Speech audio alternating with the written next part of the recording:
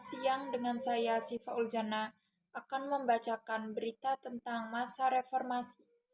Reformasi adalah suatu perubahan tatanan kehidupan lama dengan tatanan kehidupan baru dan menuju ke arah perbaikan dan pembaharuan pada tahun 1998 mengacu pada bidang politik, sosial, dan ekonomi.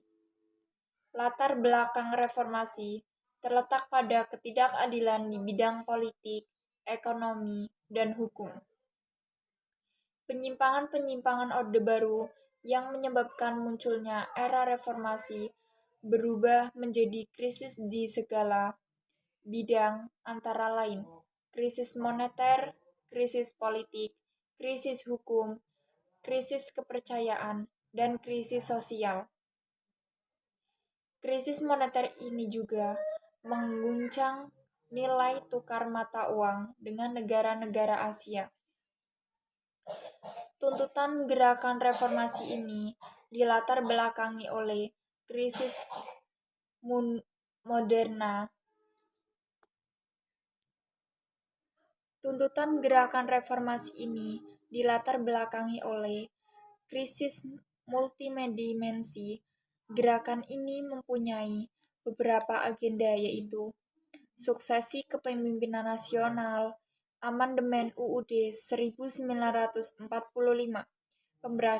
pemberantasan KKN, penghapusan dwifungsi ABRI, pergerakan supremasi hukum, dan pelaksanaan otonomi daerah.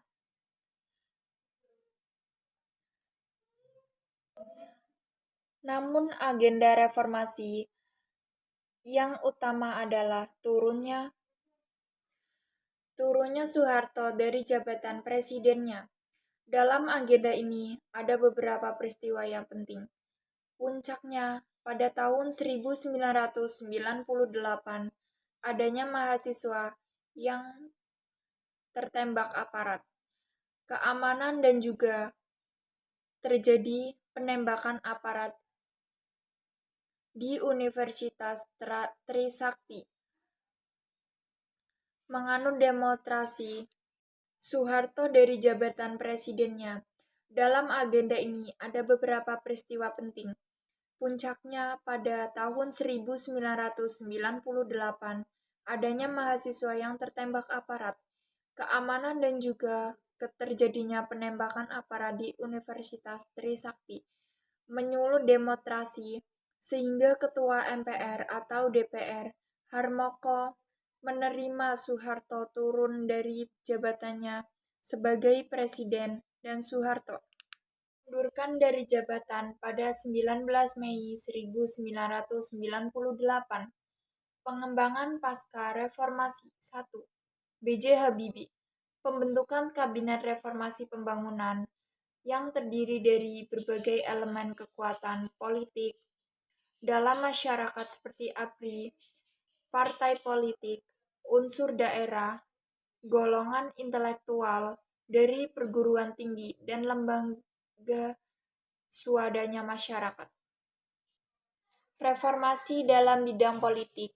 B.J. Habibie memberi kebebasan kepada seluruh masyarakat untuk membuat partai politik dan rencana pelaksanaan pemilu untuk menghasilkan lembaga tinggi negara yang representatif. Pelaksanaan referendum Timor Timur. B.J. Habibie menawarkan otonomi luas bagi rakyat Timor Timur. PBB dan Portugal juga menyambut baik usulan ini. Jajakan ini dilakukan pada tanggal 31 Agustus 1999 dalam Dewan Keamanan PBB. Kofi Annan mengumumkan bahwa 78% rakyat Timor Timur menolak dan hanya 21,5% menerima hal tersebut. 2. Abdurrahman Wahid.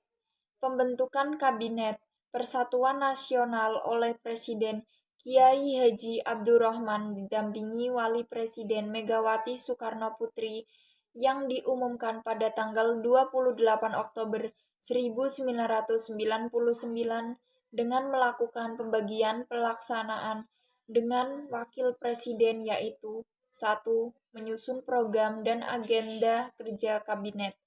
2. Menentukan fokus dan prioritas kebijakan pemerintah. 3. Memimpin sidang kabinet. 4. Menandatangani keputusan tentang peningkatan dan pemberhentian penjabat setingkat eselon 1. 3. Megawati Soekarno Putri. Pembentukan kabinet gotong royong oleh Presiden Megawati Soekarno Putri dan Wakil Presiden Hamzah Has pada tanggal 9 Agustus 2001. Kabinet ini memiliki 5 agenda utama, yaitu 1. Membuktikan sikap tegas pemerintahan dan menghapus KKN. 2. Menyusun langkah untuk menyelamatkan rakyat dari krisis yang berkepanjangan. 3. Meneruskan pembangunan politik. 4. Mempertahankan supremasi masyarakat sipil. 5. Menciptakan kesejahteraan dan rasa aman masyarakat dengan meningkatkan keamanan dan hak asasi manusia. Upaya pembentukan KKN. Undang-Undang Dasar Nomor 30 Tahun 2002 yang berisi tentang pembentukan Komisi Pemberantasan Korupsi (KPK). Pemilu 2004 adalah pemilu pertama yang memungkinkan rakyatnya memilih langsung presiden dan wakil presiden dengan asas langsung, umum, bebas rakyat, jujur, dan adil. 4. Susilo Bambang Yudhoyono. Pembentukan Kabinet Bersatu.